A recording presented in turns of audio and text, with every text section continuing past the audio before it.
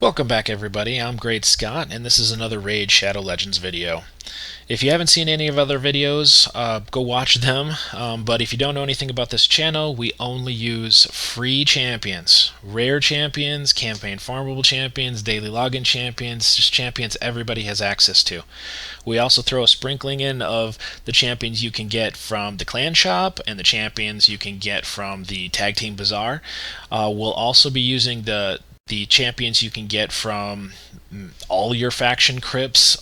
We'll get the ones from all of your missions, like Arbiter and people like that. I don't have any of those yet, so we're just basically going to be dealing with free, rare champions and those campaign farmables and the daily logins. So let's take a look today at the Sylvan Watchers faction, and we'll see what a limited choice we have here. We don't get any free mythicals. We don't get any free legendaries. There's no free epics. The only ones we get that we can use are going to be the rare champions, and luckily for us, there's 5 of them. The first one is Pathfinder Kate.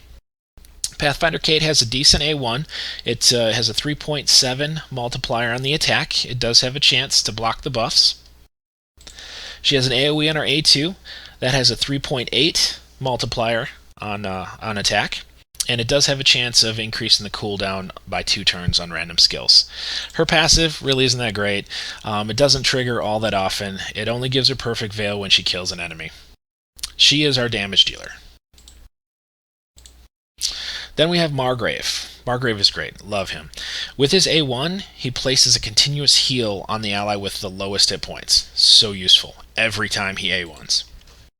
On his A2, he gets 3 random hits, and he has a good chance of placing Provoke, and he also places a Reflect Damage on himself. So when they exercise that Provoke and they attack him, they get some of that damage reflected back on themselves. But here's where he really shines.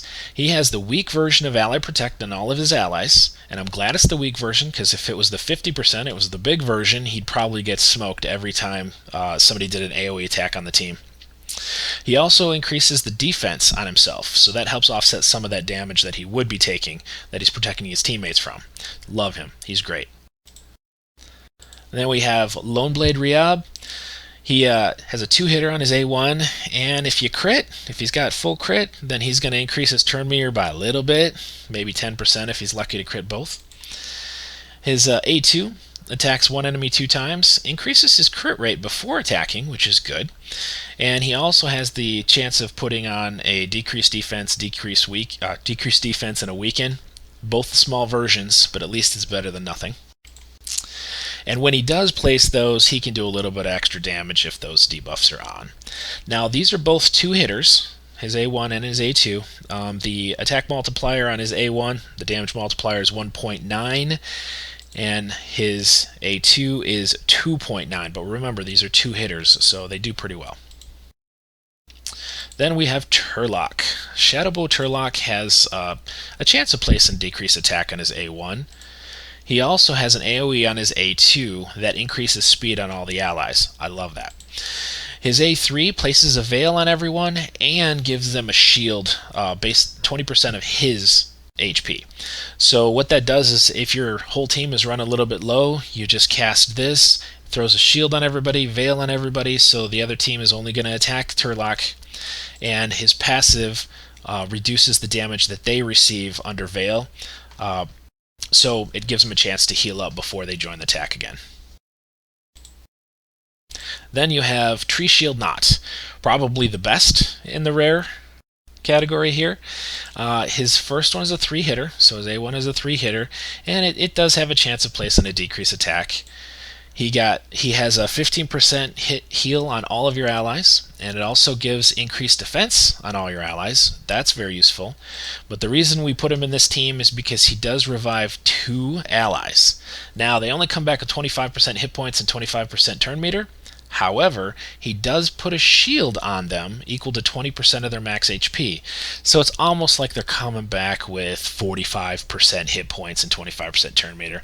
It's not bad, but in every one of these faction crypts, in order to get 3 stars, everybody's got to be alive, so it definitely helps having a reviver on there. He also increases their speed in the faction crypts by 15%. So now let's take a look at how we've got each one of these built, and I'll run through a couple of levels in the faction wars themselves.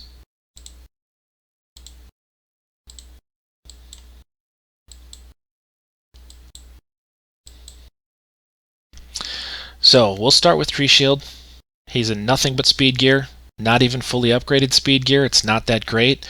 The only thing we want him doing is we want him going fast so he can keep healing us. He's not even that fast at 188. We just want him to keep healing us, and in case anybody dies, we want him to keep reviving.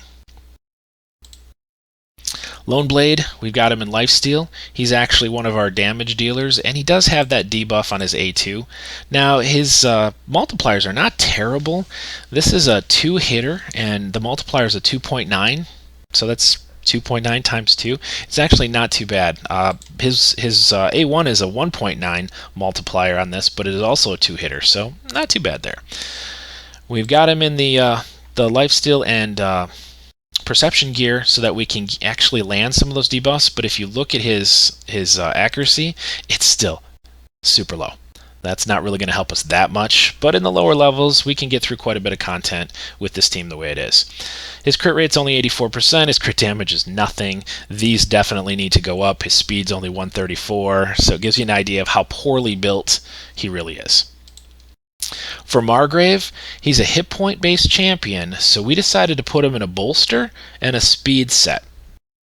Now, this works really well for us because he's healing, he's provoking, which means he's getting hit, he's reflecting some of the damage, which means he gets even more damage output there, and this ally protect, we want to make sure that he's got enough hit points and he's healing himself enough that he can actually sustain all those hits that your team is taking.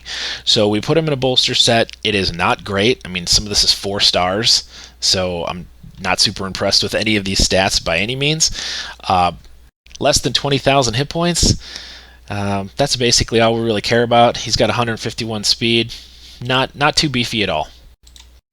Kate, she's another one of our damage dealers, so she's in Lifesteal to try and keep herself alive. Her stats are nothing to write home about either. These are all very low statted champions. She's got a 50% crit rate. Obviously, you want that to 100% if you can.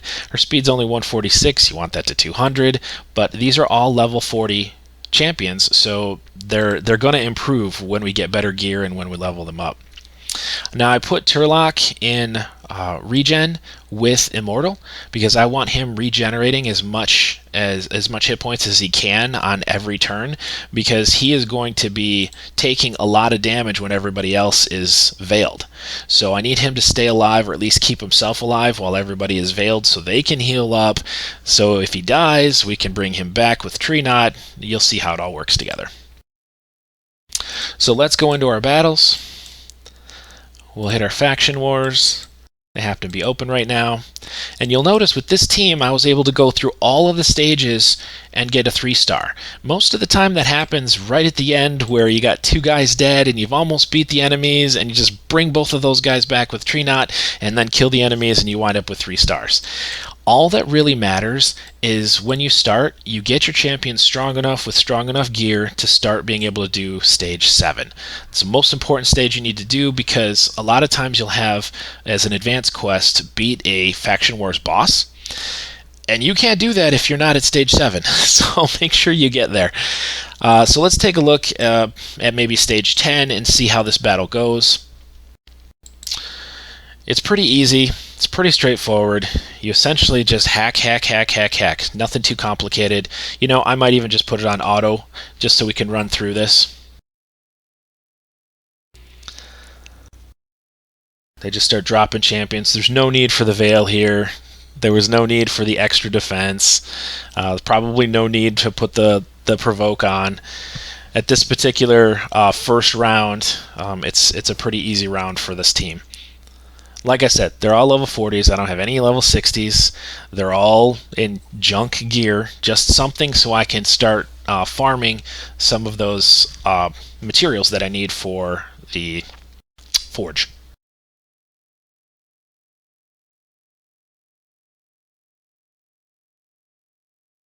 Alright, everybody's still full health going into round 2.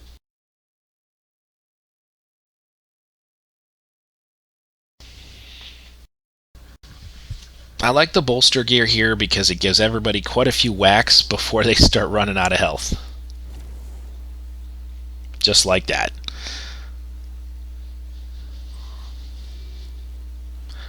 So I'm glad Tree Shield got everybody healed up. I'm glad we were able to get a shield on everybody as well. If we lose a person here, no big deal. If we lose a person on the last round, no big deal. We can always bring them back right at the end for a 3-star.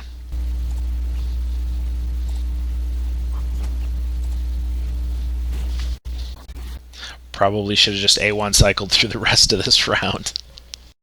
But hey, the beauty of auto. Alright, they're almost full health. They get their bolster shield back. And this is the time where we usually lose people, and then we just pick them right up at the end. Now I noticed that we got 2 Relic Keepers back there. Those guys are kind of tough because they keep healing themselves. What I like to do is I like to focus the guys in the front first because they hit really hard. And if I can get those guys dead, then I can start taking out 1 Relic Keeper at a time.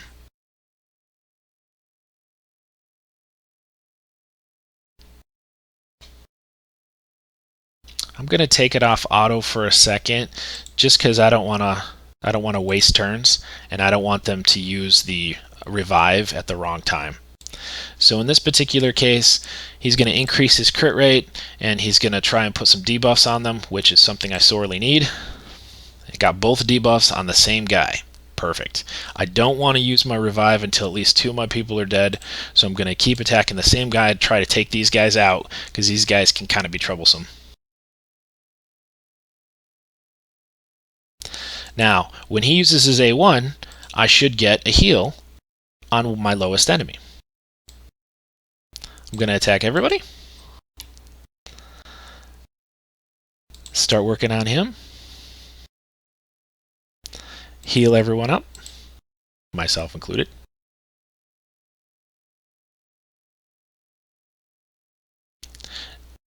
Now I've lost 2 people already.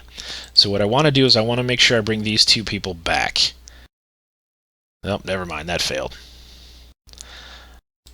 I still have the ability to win the game, but I want to make sure that that you see one of the times through where you can get 3 stars if you just bring the 2 people back at the very end. I don't think we're in any risk of losing right now. I was just kind of sad we didn't get 3 stars out of this particular run.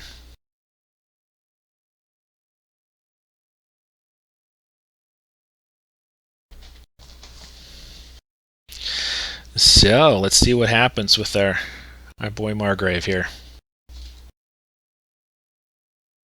So every time he attacks with his A1, he can heal himself. And every time he gets a turn, that bolster kicks in.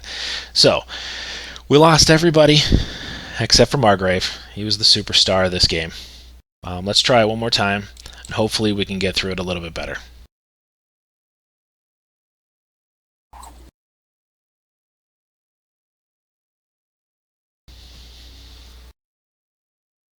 There's really no need for all of that, but Turlock is our tank, and he just loves to tank.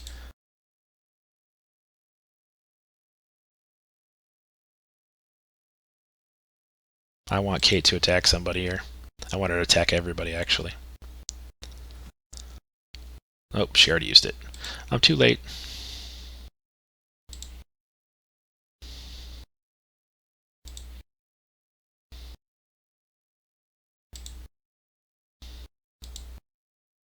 I'm just going to A1 cycle, so all my skills are ready. Let's start with Hyria. Speed everybody up.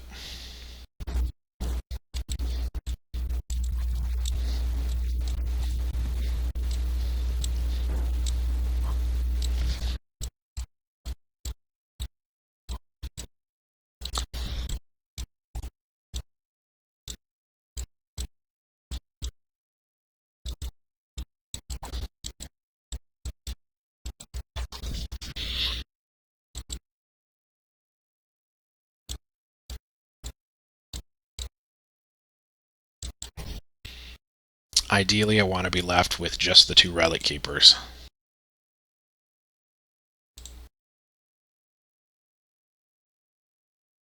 Now, if I drop 1 or 2, doesn't matter. I can bring them right back at the end.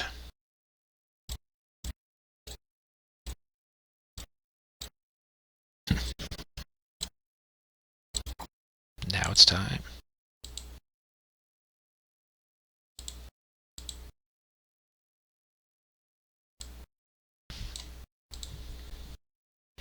And there we have our 3-star victory on stage 10. So, all level 40s, crap gear, get you all the way through stage 10.